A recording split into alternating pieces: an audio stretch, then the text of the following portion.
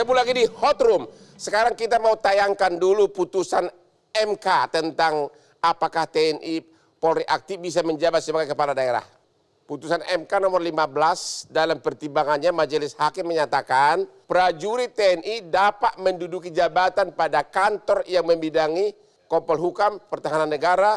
Ada 10 jabatan yang boleh. Di sini tidak ada jabatan kepala daerah atau penjabat kepala daerah, gubernur atau bupati. Pak Fajar, juru bicara MK, apa pendapat Anda terhadap hal ini? Ya, terima kasih Bang Hotman. Selamat malam Bapak Ibu narasumber.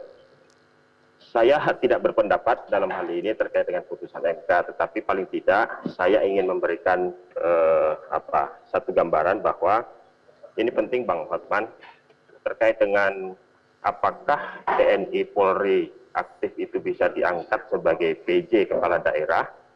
Itu sebetulnya putusan MK tidak memberikan norma baru apa-apa, gitu ya. Jadi putusan MK itu tidak memberikan norma baru apapun, karena di dalam pertimbangan hukum, putusan Mahkamah Konstitusi itu merujuk sepenuhnya pada ketentuan peraturan perundang-undangan yang ada, yaitu antara lain Undang-Undang Aparatur Sipil Negara, Undang-Undang TNI, dan Undang-Undang Polri, kan begitu. Itu poin pertama. Tapi kan dengan adanya pertimbangan MK seperti ini kan dari putusan MK disebutkan hanya boleh 10 jabatan. Ya, jadi begini Bang. Jadi yang diuji itu kan pasal 201 Undang-Undang Pilkada Bang.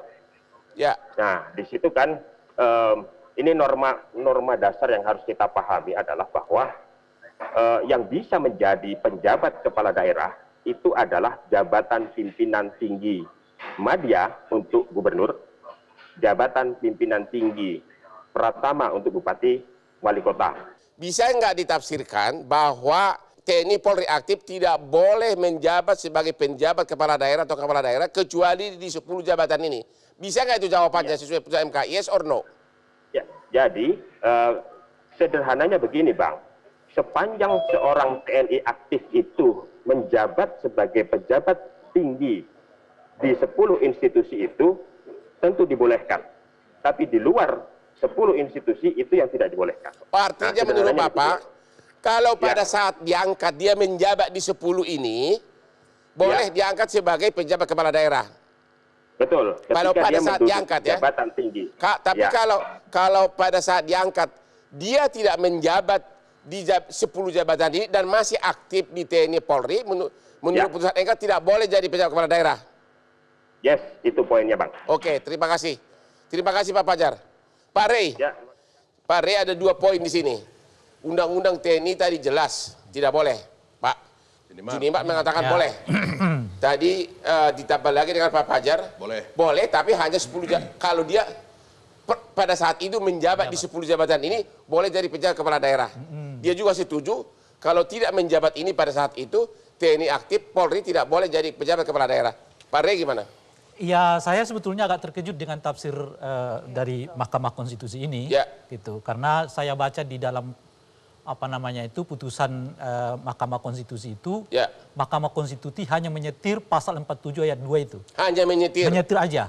Tidak ada penafsiran lain. Baru. Tidak ada tafsiran baru yang membuat seolah-olah seseorang yang atau TNI Polri dan TNI Polri aktif yang sedang duduk di posisi yang 10 itu, maka dengan sendirinya mereka dapat tidak ada dalam putusan MK. Saya tidak baca itu. Makanya kalau ada keterangan seperti ini dari juru bicara Mahkamah Konstitusi, itu artinya keterangan baru bagi saya gitu.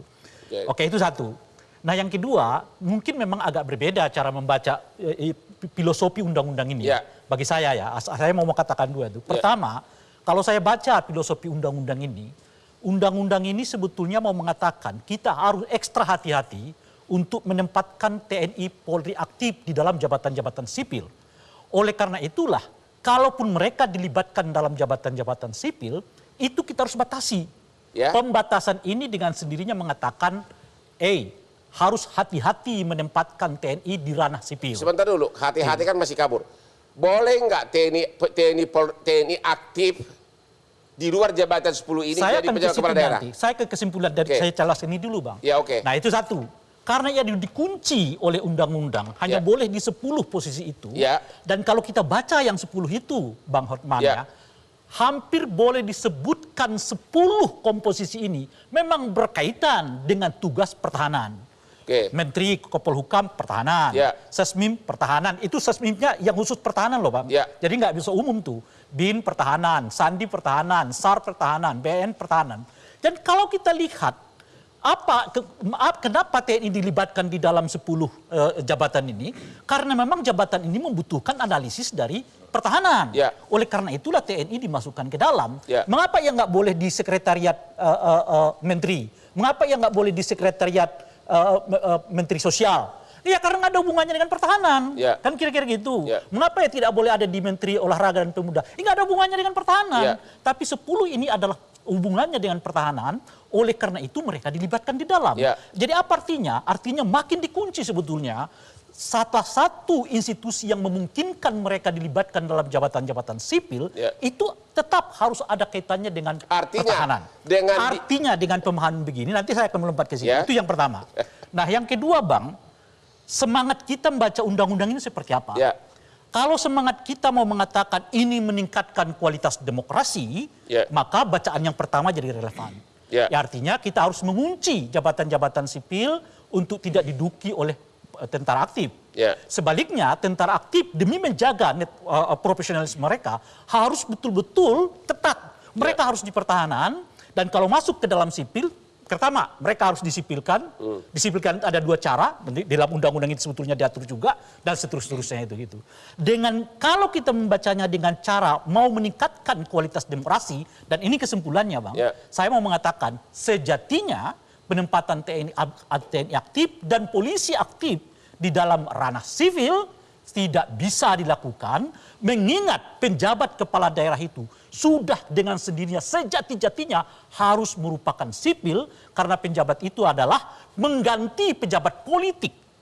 Yang oleh karena itulah kemudian penjabatnya juga harus sejenis dengan Oke. yang digantikan Kalau itu.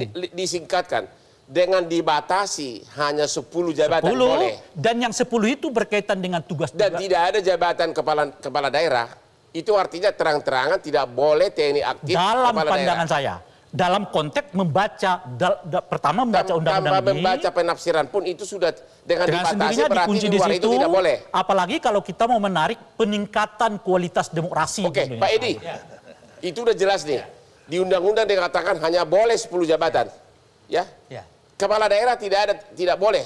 Artinya tidak dicantumkan, tapi karena dibatasi hanya 10 dan tidak termasuk kepala daerah.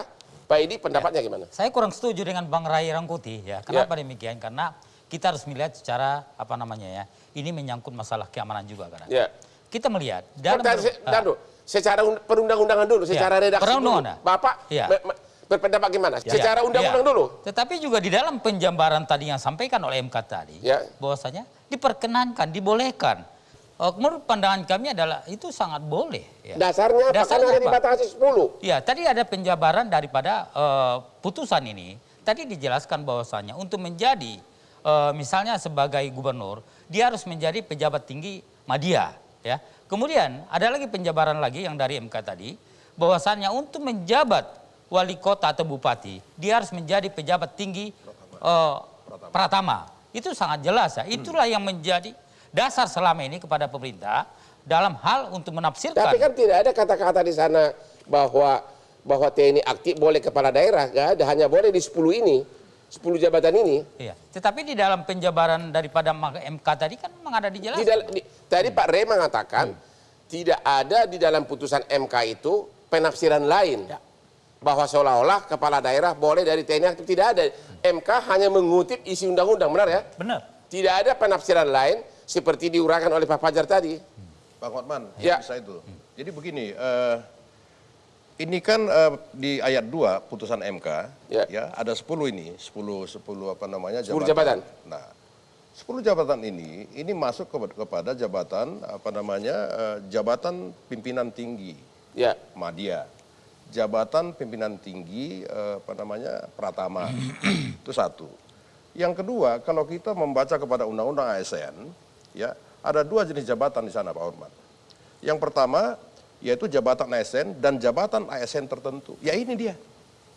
Ini dia, Pak. Iya. Ya kita setuju ini, yang ini kita setuju. Ini dia. Yang Nah, tapi kan nggak ada kepala daerah di sini. Iya betul. Di dalam undang-undang pilkada itu, ya untuk menjadi penjabat gubernur, ya itu adalah pejabat pimpinan tinggi madya. Iya. Wali kota bupati itu penjabat pimpinan tinggi pratama. Iya. Akan jelas. Ya jelas memang. Jelas kan? Nah, kalau dia JPT madya, JPT pratama, ya ini dia, Pak. Iya. Ini dia. Kan tidak harus disebutkan menjadi penjabat. Kita istirahat dulu. Kita istirahat dulu. Ini kayaknya baik penafsiran maupun perundang-undangan ini tumpang tindih semua. Nanti siap-siap Ibu Titi kita akan tanya. Setelah yang berikut ini.